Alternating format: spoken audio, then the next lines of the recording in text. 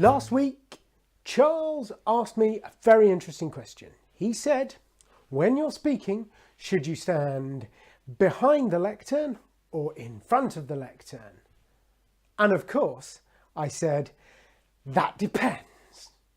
Because it does, like the answer to most things, it depends. So here is my definitive when to do it and when not to do it answer. So why would you stand behind a lectern? There's a couple of very good reasons and one not so good reason. So the very good reasons are if there's a fixed microphone attached to the lectern and that is the only microphone that you're going to be able to use, then you stand behind the lectern and use the microphone, because you don't use microphones for your benefit, you use them for the benefit of your audience. So if that's the only mic you can use, stand behind the lectern. Of course, I would turn up nice and early so I could have a chat with the AV guy and ask him really nicely if he could give me a portable stick mic or a little lapel mic or something like that. But if I don't have a choice, I'll stand behind the lectern every time. The next pretty good reason to stand behind the lectern is if you've got a lot of notes and you need to read big sections from your notes, or you just really only just prepared your speech the night before, haven't had any chance to really look through it, and you want to get it right, so you need quite a big set of notes. That's fine. Stand behind the lectern, you'll be able to see your notes.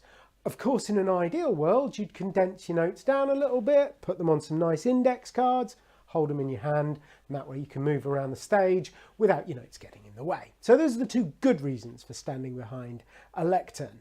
The reason why most people stand behind the lectern, however, is because they're afraid. It's because they're nervous, and it gives them something to hold on to, and it gives them a barrier between them and the audience. And it does make you more relaxed to stand behind a lectern. So I suppose it is a good reason. If you're just going to be incredibly nervous, stand behind the lectern, hold on to it, reassure yourself. I suppose that's not such a bad reason. Not a reason I would ever advocate having, but it is understandable.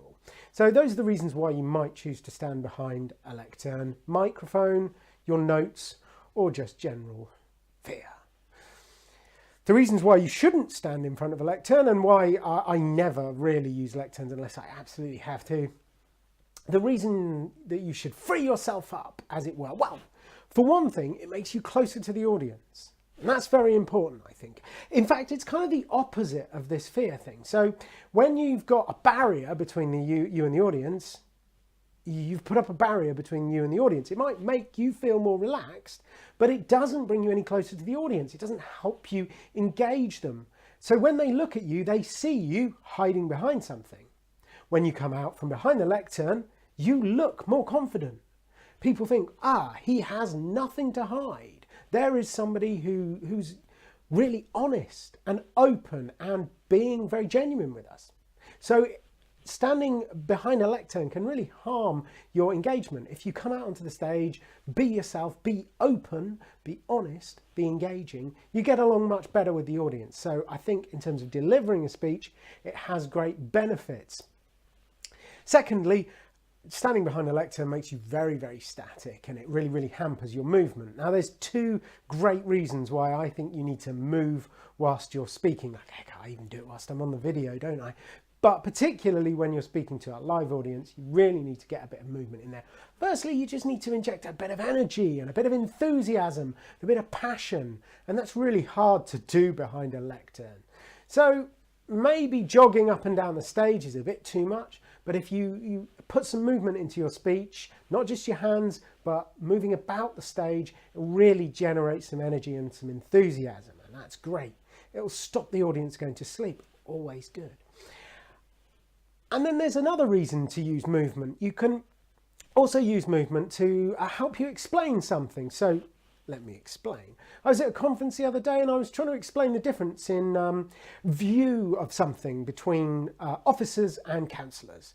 And I said, well, you see, the councillors look at it like this, they see it over here. And then the officers, they look at it like this and they sort of see it over here. And I think that explains my point. If you move, you can really emphasize the difference between things. You can illustrate a movement in time. You can illustrate a movement through ideas. You can illustrate so much stuff by moving a little bit around the stage. So when you really start to use movement, it can really, really enhance your message, not just the way you deliver it, but actually help people to understand it more. So there's a little bit of an idea about why you might want to use a lectern and why I don't. If you've got any questions, please let me know. I'm happy to answer them. If they're about public speaking, engaging online, using the media, chairing meetings, hosting parties, the price of gold, you know, whatever your question is, let me know. My email address is info@theciviccoach.com, and I'm always happy to hear from you. My name's Duncan Basgraham Brown. I'm the Civic Coach. Thank you very much.